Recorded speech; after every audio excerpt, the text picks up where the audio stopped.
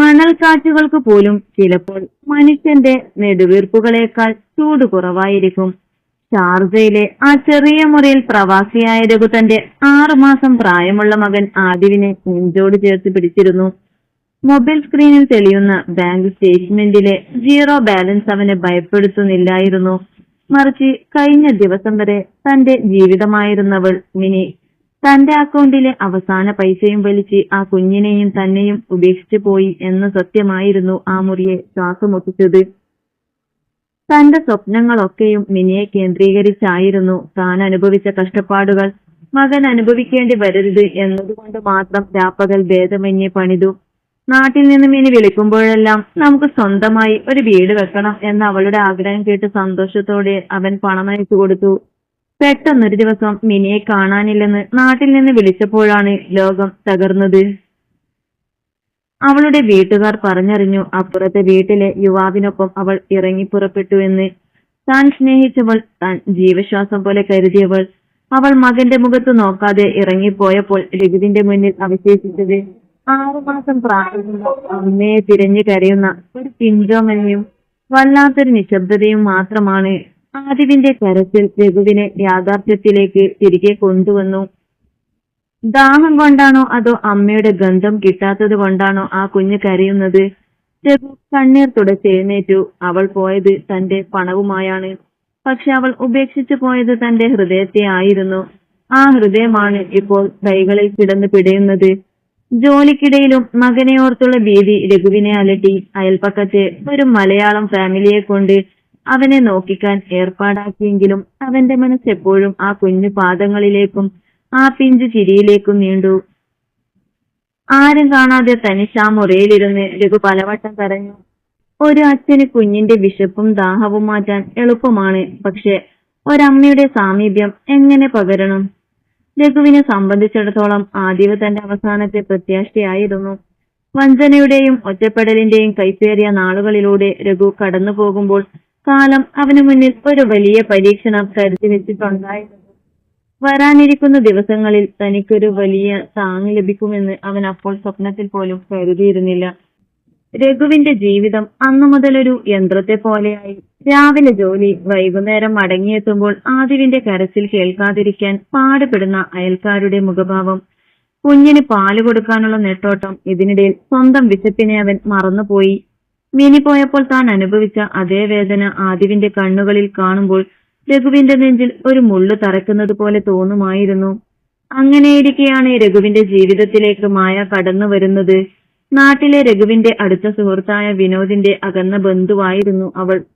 ഒരു ചെറിയ അപകടത്തിൽപ്പെട്ട് ശാരീരികമായി കുഞ്ഞുങ്ങളെ പ്രസവിക്കാൻ കഴിയില്ലെന്ന് ഡോക്ടർമാർ വിധിയെഴുതിയതിനെ തുടർന്ന് മായ തന്റെ ജീവിതത്തെ പുസ്തകങ്ങൾക്കും സാമൂഹിക പ്രവർത്തനങ്ങൾക്കും വേണ്ടി മാറ്റിവെച്ചിരുന്നു. വിനോദ് വഴിയാണ് മായയും രഘുവും തമ്മിൽ പരിചയപ്പെടുന്നത്. ആദ്യം വെറുമൊരു ഫോൺ സംഭാഷണമായി തുടങ്ങിയ സൗഹൃദം പിന്നീട് രഘുവിന്റെ കഷ്ടപ്പാടുകൾ കേൾക്കുന്നതിലേക്കും അവന് ആശ്വാസം പകരുന്നതിലേക്കും വളർന്നു. മാസങ്ങളോളം അവർ സംസാരിച്ചു. രഘു, എനിക്ക് സ്വന്തമായി കുഞ്ഞുങ്ങൾ ഉണ്ടാകില്ല, പക്ഷെ ഒരമ്മയ്ക്ക് നൽകാൻ കഴിയുന്നതിനേക്കാൾ വലിയ വാത്സല്യം ആ കുഞ്ഞിന് ഞാൻ നൽകും. അവനെ എന്റെ സ്വന്തം ചോരയായി തന്നെ ഞാൻ കാണും. മായയുടെ ആ വാക്കുകൾ രഘുവിനെ വല്ലാതെ സ്പർശിച്ചു.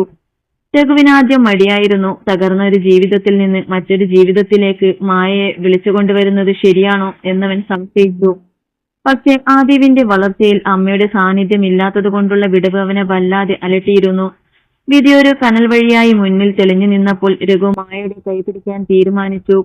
മായ ഷാർജയിലെ ആ ചെറിയ അപ്പാർട്ട്മെന്റിലേക്ക് എത്തിയ ദിവസം രഘുവിന്റെ കണ്ണിൽ ആദ്യമായി ഒരു തിളക്കം കണ്ടു. വാതിൽക്കൽ നിൽക്കുന്ന മായയെ നോക്കി ആദിവ് അല്പം സംശയത്തോടെ നിന്നു. എന്നാൽ മായ ഒട്ടും വൈകിയില്ല. അവൾ താഴെയിരുന്ന് ആദിവിനെ തന്റെ നെഞ്ചിലേക്ക് ചേർത്ത് പിടിച്ചു.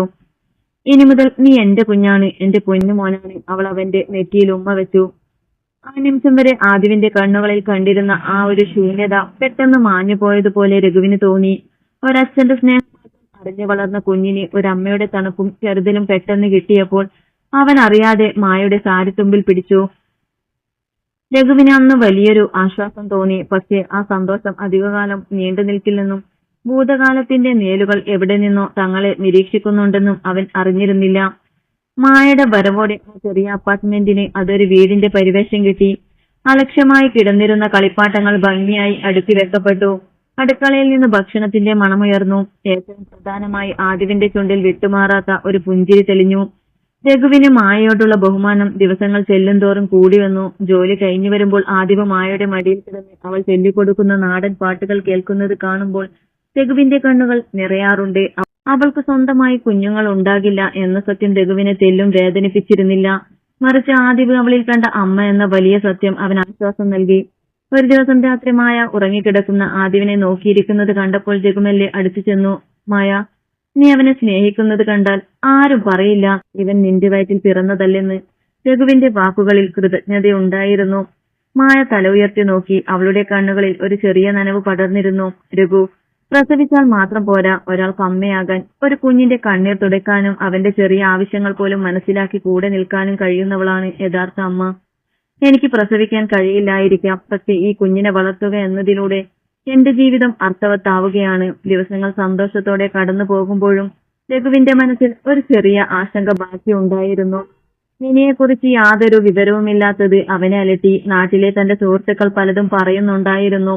മിനി മറ്റൊരുവന്റെ കൂടെ ഒളിച്ചോടി മറ്റൊരു ജീവിതം തുടങ്ങിയെന്ന്. അതെല്ലാം തന്റെ മനസ്സിനെ അലട്ടാതിരിക്കാൻ മായയുടെ സാന്നിധ്യം അവനെ സഹായിച്ചു. എന്നാൽ ആദിവിന്റെ 3ാം പിറന്നാൾ വരാനിരിക്കെ ഷാർജയിലെ ആ ചെറിയ അപ്പാർട്ട്മെന്റിലേക്ക് ഒരു വിദേശ കത്ത് വന്നു ചേർന്നു. കത്തിന്റെ മുകളിൽ പതിച്ചിരുന്ന ആ വിലാസം കണ്ടപ്പോൾ രഘുവിന്റെ രക്തം മരവിച്ചു പോയി. അത് നാട്ടിൽ നിന്ന് വന്നതാണ്, പക്ഷേ അയച്ചത് മിനിയായിരുന്നു. രഘു അത് തുറക്കണോ അതോ വേണ്ടയോ എന്ന് സംശയിച്ചു നിൽക്കുമ്പോൾ അടുക്കളയിൽ നിന്ന് മായ പുറത്തേക്ക് വന്നു. കത്ത് രഘുവിന്റെ കയ്യിലിരിക്കുന്നത് കണ്ടപ്പോൾ അവളുടെ കണ്ണുകളിൽ ഒരു നേൽ വീണു. അപ്പോഴും ഈ ചെറിയ കുടുംബത്തിലേക്ക് വരാനിരിക്കുന്ന വലിയ കൊടുങ്കാറ്റിനെ കുറിച്ച് അവർക്കാർക്കും ധാരണയുണ്ടായിരുന്നില്ല. രഘുവിന്റെ കൈകൾ വിറക്കുന്നുണ്ടായിരുന്നു. ആ കവറിൽ അക്ഷരങ്ങൾ മങ്ങിയതാണെങ്കിലും അത് മിനിയുടെ കൈപ്പടയാണെന്ന് അവന് തിരിച്ചറിയാൻ കഴിഞ്ഞു. 2 വർഷത്തെ മൗനത്തിന് ശേഷം അവൾ എന്തിനാണ് വീണ്ടും വരുന്നത്? ആദിവിനെ ഉപേക്ഷിച്ചു പോയവൾക്ക് ഇപ്പോൾ അവനിൽ എന്തവകാശമാണുള്ളത്? മായമല്ലേ രഘുവിന്റെ അടുത്തേക്ക് നടന്നു വന്നു. അവന്റെ മുഖത്തെ ഭാവമാറ്റം കണ്ടപ്പോൾ അവൾക്കും ആശങ്കയായി. എന്താ രഘു, ആരുടേതാണ് ഈ കത്ത്? രഘു മറുപടി പറയാതെ കത്ത് ടേബിളിൽ വെച്ചു. മായ അത് കൗതുകത്തോടെയല്ല, മറിച്ച് ഒരുതരം ഭയത്തോടെയാണ് നോക്കിയത്. കത്തിന്റെ പുറത്ത് വിലാസമല്ലാതെ മറ്റൊന്നുമില്ലായിരുന്നു. രഘു അത് പൊട്ടിച്ചു. അകത്ത് ഒരു ചെറിയ പേപ്പറിൽ കുറച്ച് വരികളും ഒരു ഫോട്ടോയും ഉണ്ടായിരുന്നു. ആദിവിന്റെ കുഞ്ഞായിരുന്നപ്പോഴുള്ള ഒരു ഫോട്ടോ. എനിക്ക് തെറ്റ് പറ്റിപ്പോയി രഘു. ജീവിതത്തിലെ തെറ്റായ തീരുമാനങ്ങൾ എന്നെ എവിടെയോ കൊണ്ടെത്തിച്ചു. പക്ഷെ ആദിവിനെ കാണാതിരിക്കാൻ എനിക്ക് വയ്യ. ഞാൻ വരുന്നുണ്ട്, എന്നെ തടയരുത്. രഘുവിന്റെ കണ്ണുകൾ ദേഷ്യം കൊണ്ട് ചുവന്നു. അവൻ ആ കത്ത് മുറുക്കി പിടിച്ച് തറയിലേക്ക് എറിഞ്ഞു. ഇവൾക്ക് എന്ത് ധൈര്യമാണ്? എന്നെയും എന്റെ മകനെയും നടുറോഡിൽ ഉപേക്ഷിച്ചു പോയിട്ട് ഇപ്പോൾ തിരിച്ചു വരണമെത്രേ? ഇനി ഈ ജീവിതത്തിൽ അവൾക്ക് ഒരിടവുമില്ല. മായ കത്ത് പെറുക്കിയെടുത്ത് വായിച്ചു. അവളുടെ ഉള്ളിൽ വല്ലാത്തൊരു വിങ്ങൽ തോന്നി. ഒരമ്മ എന്ന നിലയിൽ മിനിയോട് അവൾക്ക് വെറുപ്പായിരുന്നില്ല, പകരം ആദിവിനെ കുറിച്ച് മാത്രമായിരുന്നു ആശങ്ക. രഘു, അവൾ അമ്മയല്ലേ? ഒരുപക്ഷെ അവൾക്ക് കുഞ്ഞിനെ കാണണമെന്നുണ്ടാകാം. പക്ഷേ അവൾ ഇത്രയും കാലം എവിടെയായിരുന്നു? ആദിവ് ഇപ്പോൾ എന്നെയാണ് അമ്മയായി കാണുന്നത്. ഇനി അവൾ വന്നാൽ അവന് ആശയക്കുഴപ്പത്തിലാവില്ലേ? രഘു മായയുടെ കൈകളിൽ പിടിച്ചു. നീ ആദിവിന്റെ അമ്മയാണ് മായ. അവൾക്ക് അവനിൽ ഒരവകാശവുമില്ല. ഞാൻ അവനെ പൊന്നുപോലെയാണ് വളർത്തിയത്. അവൾക്ക് വേണ്ടത് പണമായിരുന്നെങ്കിൽ അതവൾ നേരത്തെ കൊണ്ടുപോയതാണ്. ഇനി എന്റെ മകനെ വിട്ടുകൊടുക്കാൻ ഞാൻ തയ്യാറല്ല. അന്നത്തെ രാത്രി രഘുവിന് ഉറങ്ങാൻ കഴിഞ്ഞില്ല. മിനി വരാനിരിക്കുന്നു എന്ന മനസ്സിനെ വല്ലാതെ അസ്വസ്ഥമാക്കി. പുറത്ത് മരുഭൂമിയിലെ കാറ്റ് വീശുന്നുണ്ടായിരുന്നു. ആ കാറ്റിന്റെ ഇരമ്പൽ കേൾക്കുമ്പോൾ തങ്ങളുടെ ജീവിതത്തിലേക്ക് ഒരു വലിയ കൊടുങ്കാറ്റ് വരാൻ പോകുന്നുണ്ടെന്ന് രഘുവിന് തോന്നി. അടുത്ത ദിവസം രാവിലെ രഘു ജോലിക്ക് പോകാൻ തയ്യാറെടുക്കുമ്പോൾ ആദ്യവും മായയുടെ മടിയിൽ കിടന്ന് കളിക്കുകയായിരുന്നു. അവരെയെല്ലാം നോക്കി രഘു ഒന്ന് പുഞ്ചിരിച്ചു. ആ സന്തോഷം തകർക്കാൻ മിനിയെ അവൻ അനുവദിക്കില്ല എന്നവൻ വീണ്ടും ഉറപ്പിച്ചു. എന്നാൽ അതേസമയം ഷാർജ വിമാനത്താവളത്തിലെ അറൈവൽ ലോഞ്ചിൽ ആരെയോ തിരഞ്ഞ് മിനിയുടെ കണ്ണുകൾ പരതുന്നുണ്ടായിരുന്നു. അടുത്ത ദിവസങ്ങളിൽ രഘുവിന്റെയും മായയുടെയും ജീവിതം ഒരു മുൾമുനയിലായി. പുറത്തിറങ്ങാൻ പോലും രഘു മടിച്ചു. ആദിവ് മാത്രം അതൊന്നും അറിയാതെ മായയുടെ സാരിത്തുമ്പിൽ പിടിച്ച് കളിച്ചു നടന്നു. ഭയമുണ്ടായിരുന്നുവെങ്കിലും രഘുവിനും ആദിവിനും മുന്നിൽ അവൾ ധൈര്യത്തിന്റെ മുഖമൂടി അണിഞ്ഞു.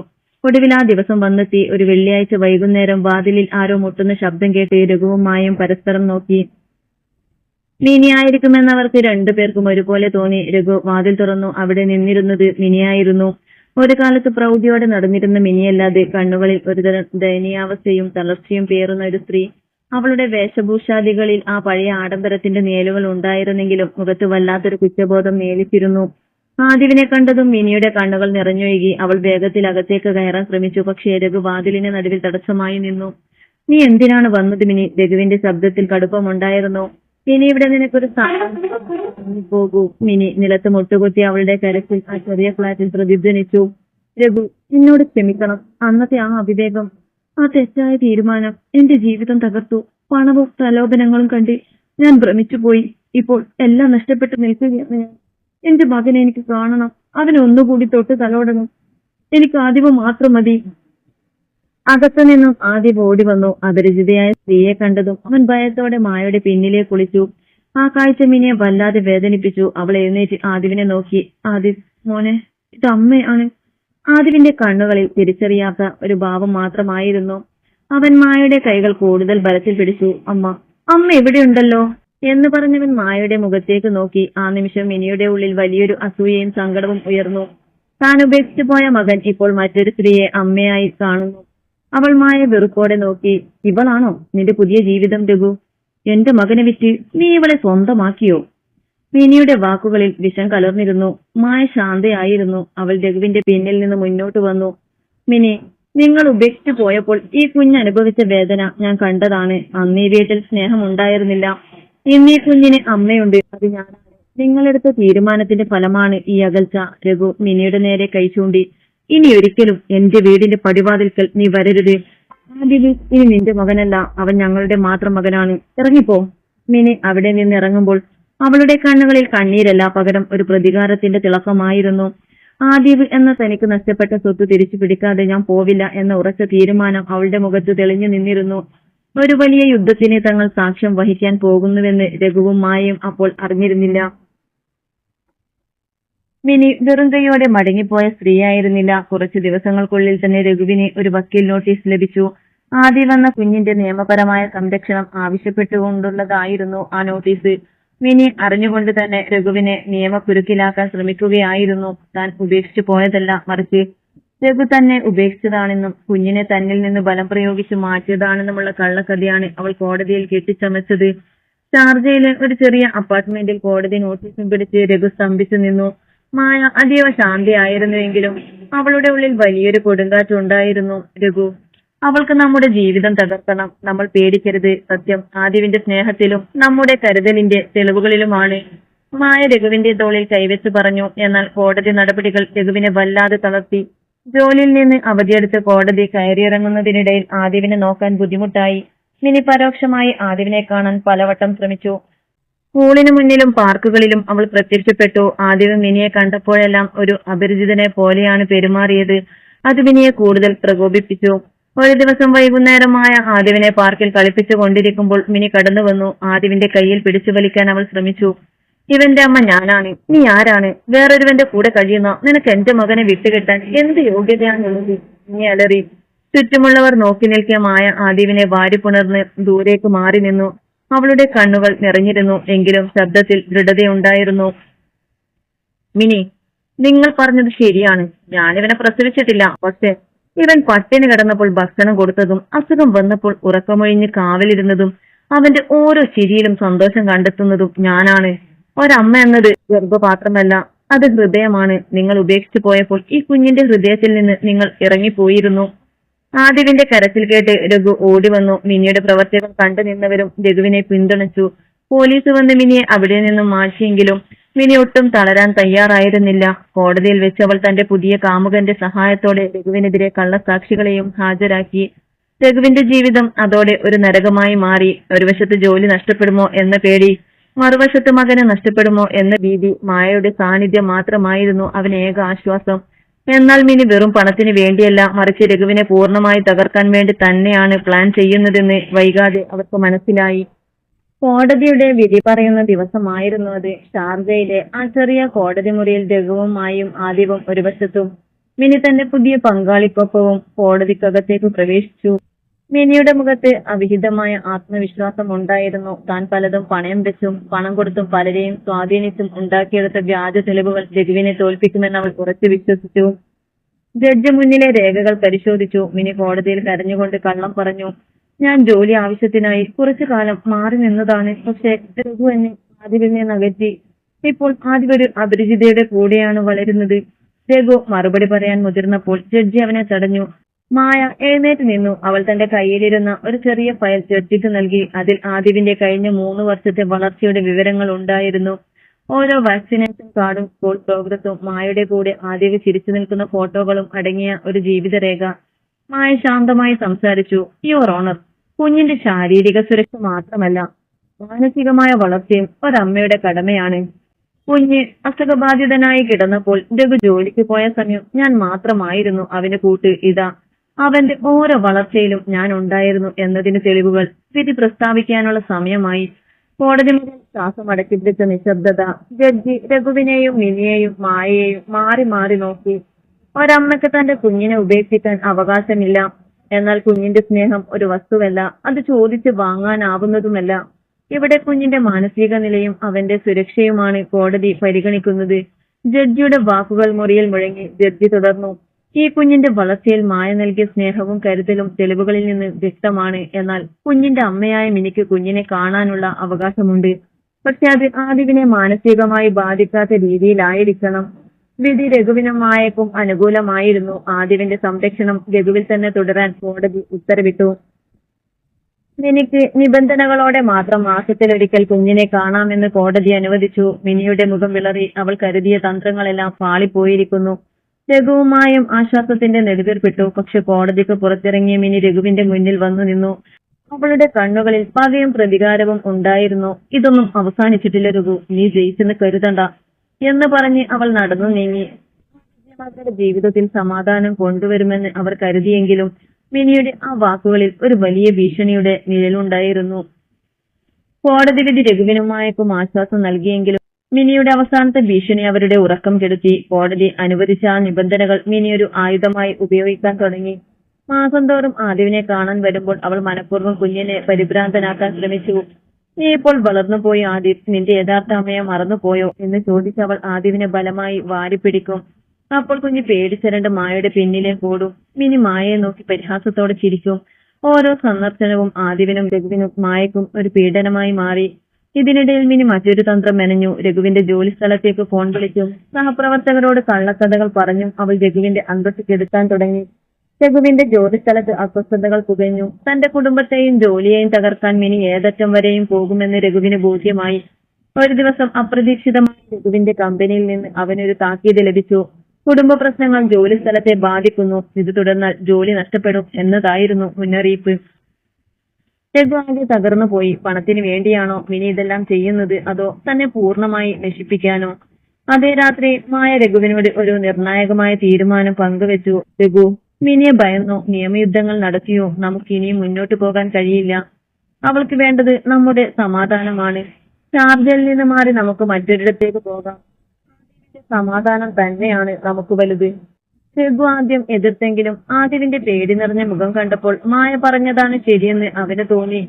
അവർ രഹസ്യമായി നാട്ടിലേക്ക് മടങ്ങാൻ തീരുമാനിച്ചു. എന്നാൽ മിനി അവരുടെ ഓരോ ചുവടും ശ്രദ്ധിക്കുന്നുണ്ടായിരുന്നു. രഘുവിന്റെ പാസ്പോർട്ടും രേഖകളും തട്ടിയെടുക്കാനും അവൾ നീക്കം നടത്തി. രഘുവുമായും രഹസ്യമായി നാട്ടിലേക്ക് മടങ്ങാൻ തീരുമാനിച്ച വിവരം എങ്ങനെയോ മിനി അറിഞ്ഞു. താൻ കളി തോൽക്കുകയാണെന്നും ആദിവ് എന്നേക്കുമായി തന്നിൽ നിന്ന് അകലുകയാണെന്നും തിരിച്ചറിഞ്ഞ മിനി ആത്മഹത്യയുടെ വക്കിലെത്തി നിൽക്കുന്ന ഒരാളുടെ പകയോടെയാണ് പെരുമാറിയത്. യാത്രയ്ക്ക് തലേ ദിവസം രഘു തന്റെ പാസ്പോർട്ടും രേഖകളും എടുക്കാൻ സൂക്ഷിച്ചിരുന്ന ലോക്കർ തുറന്നപ്പോൾ അത് കാലിയായിരുന്നു. അവന്റെ നെഞ്ചിരിപ്പ് നിലച്ചുപോയി.